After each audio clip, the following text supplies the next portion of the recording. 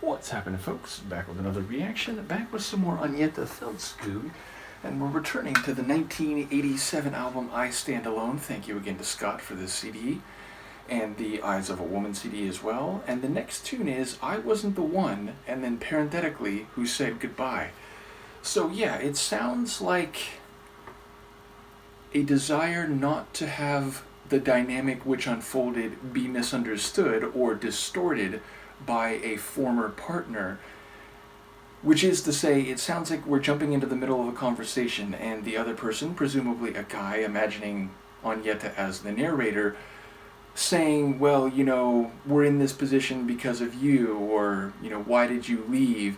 And she replies with, I wasn't the one who said goodbye, trying to clarify and perhaps be adamant that whatever blame is being assessed is, from her perspective, being pointed in the wrong direction. Now, it might be more complicated than that, but yes, on the surface, when I looked at the title, it felt like a reply to a false or at least misleading assessment of responsibility. Now, of course, even if that's what it is, we could be in the mind of someone who's seeing it from their point of view, meaning like an objective or at least neutral third-party observer might have a different opinion on who said goodbye or whose fault it is that they're no longer together or wherever they are emotionally. So let's see what it is in practice, or at least what I can pick up on a first hearing.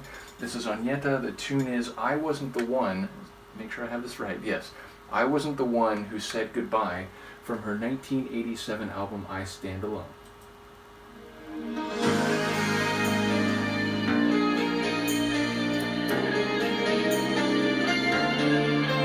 Sounds familiar.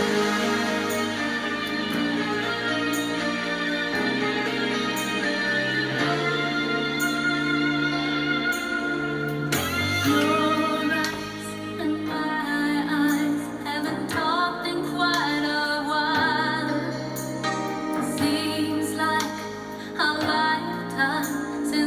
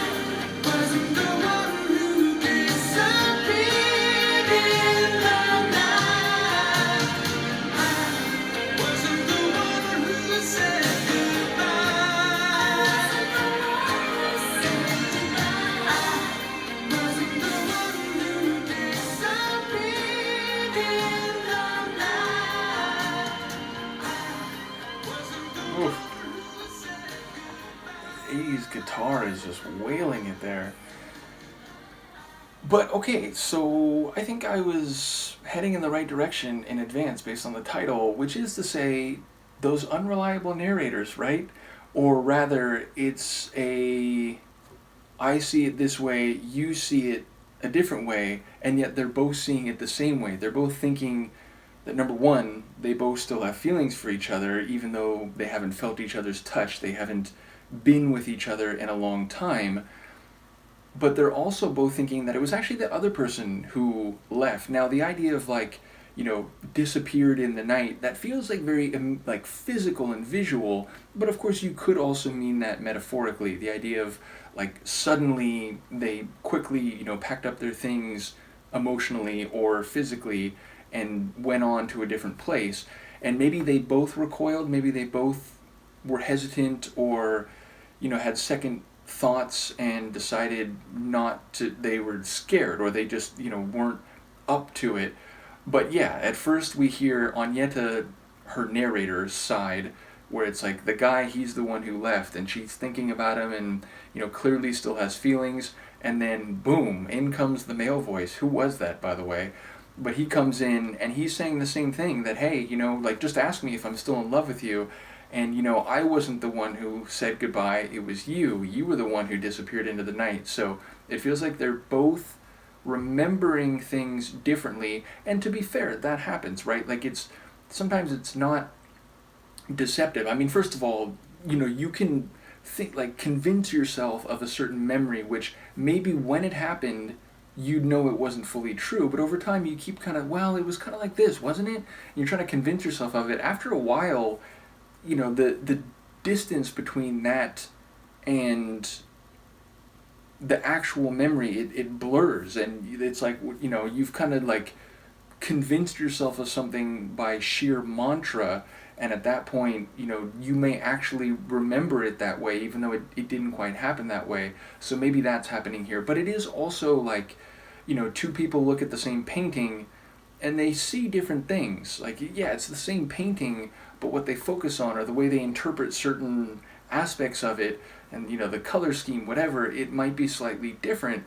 So the idea that they both could have looked at what happened and said, well, I wasn't the one who said goodbye, I wasn't the one who left, it's entirely plausible that neither one of them is being dishonest or disingenuous. It's more like they just have a different view on why it broke down. And again, maybe both of them have kind of told themselves their preferred story over time. So now that maybe there's a chance that something could be rekindled, they're saying, I didn't want to leave. Well, I didn't want to leave either. You did it. Well, no, you did it.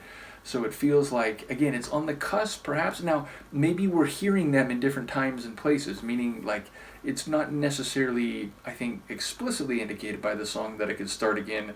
They could be saying this out a window in their respective places and not actually hearing each other.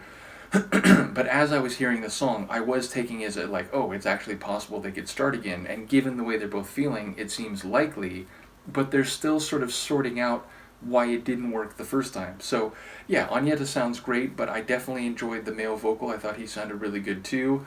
And yeah, it had that kind of, I don't know if you'd call it a power ballad, but yeah, it had this kind of down-tempo ballad feeling, but the guitar was definitely wailing away and it had, some emphasis to it. So definitely, an emotional force, even though the song was not itself fast or particularly energetic. So definitely a cool one. Once again, shout out to Scott. Let me know what you think, and I will see you next time.